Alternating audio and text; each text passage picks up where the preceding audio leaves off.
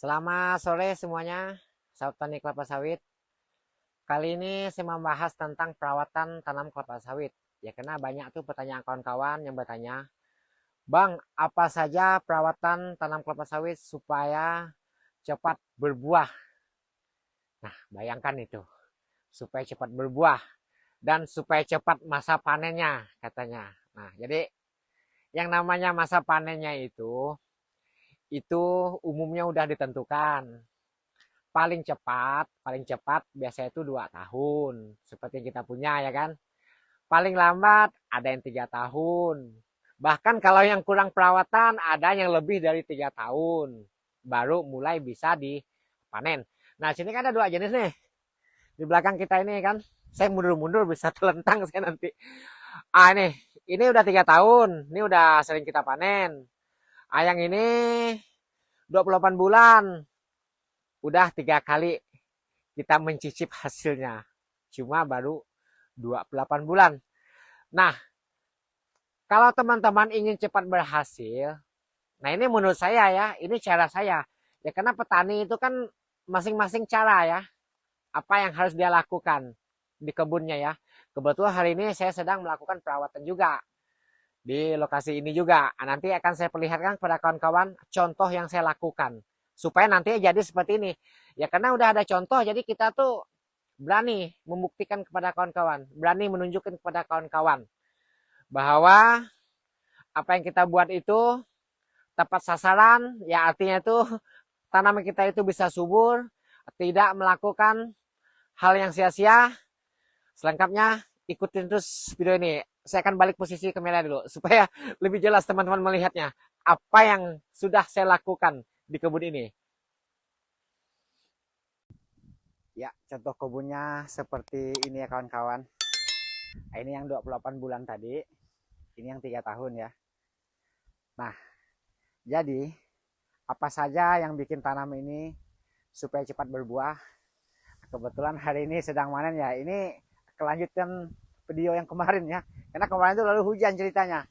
Jadi hari ini pas kebetulan lagi panen. Nah, ini yang 3 tahun ya. Ini contoh buahnya. Seperti ini. Nah, ya kan? Seperti ini. Yang 3 tahun. Kalau yang 28 bulan nih sebelah kiri ini contoh buahnya tuh. Nah, tuh. Yang bertumpuk itu. Nah, itu contoh buahnya. Yuk kita cek lagi ke blok itu. Ini kan jalan poros nih. Ya karena manen di bagian sini nih hari ini. Kita cek di sini dulu. Di blok ini nanti akan saya jelaskan tentang perawatannya supaya cepat berbuah ya. Ini bukan semata tergantung pupuk ini kawan. Kalau seperti ini, tuh buahnya. Seperti ini dia 28 bulan. Ya belum juga bagaimana sih. Cuma ini kan ya kalau udah seperti ini kan udah lumayan. Nah, ini boleh dikatakan lumayan cepat ya menghasilkan kalau udah seperti ini. Nah, tuh contoh buahnya yang 28 bulan. Ini sebentar lagi 29 bulan ya ini. Nah, jadi seperti itu penampakannya. Nah, yang bikin tanaman ini cepat berbuah, misalnya kita membahas dimulai dari masa TBM ya.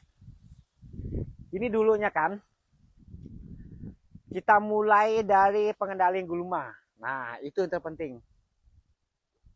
Pengendalian gulmanya seperti apa? Ini rutin kita buat ini langsung jalur pasar pikul. Kenapa langsung jalur pasar pikul? Supaya kita lebih mudah menentukan apa yang kita kerjakan. Misalnya ini jalur pasar pikul, di sebelah sini penumpukan sampahnya. Jadi yang fokus kita rawat tuh di sini ya, kiri kanan, dimulailah dari mulai perawatan ya sampai hari ini. Nah, kalau yang ini dulunya pun sama.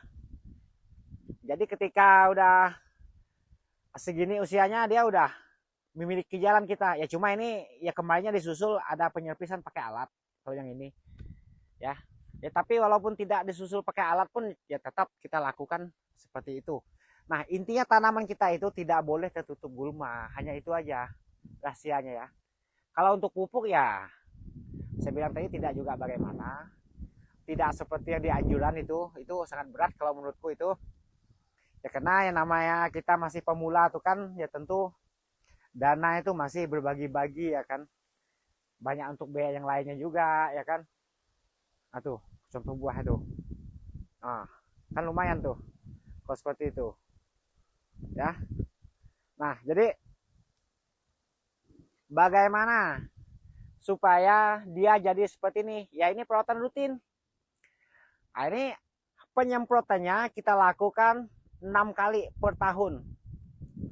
Nah, pembabat bagian gulmanya kita lakukan 4 kali per tahun. Nah, artinya lebih banyak sistem semprot daripada sistem di babat. Ya kenapa tidak sering-sering dibabat? Ya karena kita kan berbagi waktu. Kalau sistem disemprot pakai herbisida, otomatis dia agak lambat numbuhnya yang namanya gulma. Nah, kalau seperti ini kan, nah misalnya kalau pakai sistem babat, ini sebentar lagi udah nongol lagi. Maka kalau seperti ini tuh harus kita semprot. Nah, sering-sering disemprot. Ya, supaya anakan kayunya itu bisa ada yang langsung mati. Ya tidak bertunas kembali. Ya karena adanya gulma yang berkayu itu menyebabkan tanaman kita itu tidak bisa subur. Ya karena pupuk yang kita tebar itu berbagi dengan anakan kayu. Kecuali ubi ya, ubi pun tidak boleh terlalu banyak. Ubi singkong ya. Nah, ini ya kita setiap kebun selalu ada nanam ubi singkong, tapi Allah kadarnya saja. Karena itu ya untuk kebutuhan kita juga ya kan. Karena kita tuh suka ini apa? Suka dijadikan sayur ya, maka kita menanam yang namanya ubi singkong. Nah, ini contohnya ya. Nah, seperti ini. Lalu pertanyaannya, ini kan videonya yang udah besar, Bang. Jadi proses awalnya itu seperti apa? Ya, saya rasa ini contoh. Cuma ini kan lahan staking. Ya, tapi kalau lahan staking juga, kalau telat perawatannya, tidak akan mungkin bisa tumbuh seragam seperti ini. Nah, ini bibitnya kecil dulunya. Bibit 6 bulan waktu itu. Nah, sekarang usianya sudah 16 bulan. Jadi perkembangannya seperti itu ya kawan-kawan. Nah, ini kena lahan staking. Kita fokus ke jalurnya, pengendaliannya ya. Nah, ini ya kita nomor 2 kan. Ya selagi dia tidak numbuh kayu yang besar-besar, ya udah kita pertahankan bagian tumpukannya seperti itu. Ya karena yang kita rawat betul-betul itu di bagian jalurnya. Nah, kalau lahan staking ya. Cuma kan ya kalau untuk petani lahan staking itu jarang. Cuma sekarang sih udah mulai ada sih yang memulai pakai staking ya. Nah, seperti ini ya. Nah, jadi kalau ada gulma-gulma seperti itu, lakukan sistem disemprot. Tidak cuma dibabat, langsung aja semprot mumpung dia masih kecil. Nah, seperti itu. Ya, ini masih mampu nih. Dilakukan pakai herbisida untuk kita mengendalikan anakan kayunya ya. Nah, maka dia jadi seperti ini. Nah, itu lalang. Nah, itu penting nih kalau kita melakukan penyemprotan, ini fokus dikendalikan nih. Ini momen tuh untuk kita mengendalikan itu pakai racun sistemik alias racun kuning. Ya bisa pakai rundup, ya pokoknya apalah itu ya. Pokoknya racun sistemik. Kalau racun hijau ini mungkin 2 minggu ke depannya udah menghijau lagi. Nah, nih contoh tanamannya ya. Jadi seperti itu cara kita melakukan perawatannya. Maka dia mampu jadi seperti ini. Nah, dan juga kelebihnya kalau perawatan rutin, dia tumbuhnya bisa seragam kawan-kawan. Oh, petir pula ini. Bisa seragam. Ya. Jadi giliran berbuah ya semua berbuah gitu ya. Nah, seperti itu. Nah, jadi ini sama tingginya. Tuh, teman-teman bisa lihat. Nah, ini contohnya ya. Kalau dilakukan secara rutin perawatannya, jadi tumbuh itu seragam seperti itu. Nah, teman-teman bisa lihat. Tingginya sama, besarnya sama ya kan. Batang pohon tanaman ini, mana yang kiranya akhir kita sisip. Nah, seperti itu ya kan. Ini sisipan nih. Waktu itu kan ini agak lain pertumbuhannya. Kita tumbangkan, kita ganti. Supaya dia tidak bolong titik tanamnya ya. Nah, jadi yang membuat jadi seperti ini itu ya itu tadi jangan sampai kayu-kayu menutupi tanaman kita ya. Itu aja sih perawatannya yang kita lakukan. Tuh sampai depan sana tuh. Sama tuh tingginya tuh. Tanaman ini ya kan? Kiri dan kanan tuh. Nah, kalau atas tuh bukan ya, yang kayak teras-teras tuh bukan. Bukan kebun kita itu. Jadi seperti itu. Nah, itu pentingnya. Gulma itu dikendalikan. Kalau lahan yang namanya lahan manual, ini kan awal lahan manual nih. Tidak boleh lengah ya. Nah, itu sekurang-kurangnya 5 kali penyemprotan dalam setahun. Bisa lebih. Ya ini 6 kali ya penyemprotan. Pembabatan gulmanya 4 kali, saya ingat itu. Tahun pertama, ya tahun kedua juga seperti itu. Ya, maka dia mampu menghasilkan seperti ini. Ya tanamannya tuh berseri-seri itu ketika ingin ya. Nah itu contoh yang masih kecil. Nah nanti pun yang itu mungkin jadi seperti itu juga. Nah tuh masih kecil nih, yang usianya masih belasan bulan. Nah ini jangan sampai muncul ini anakan kayunya, langsung kita semprot. Ya kadang kita babat mana yang besar-besarnya kayunya ya kan. Nah tuh contohnya baru belasan bulan ini ya, seperti ini perkembangannya.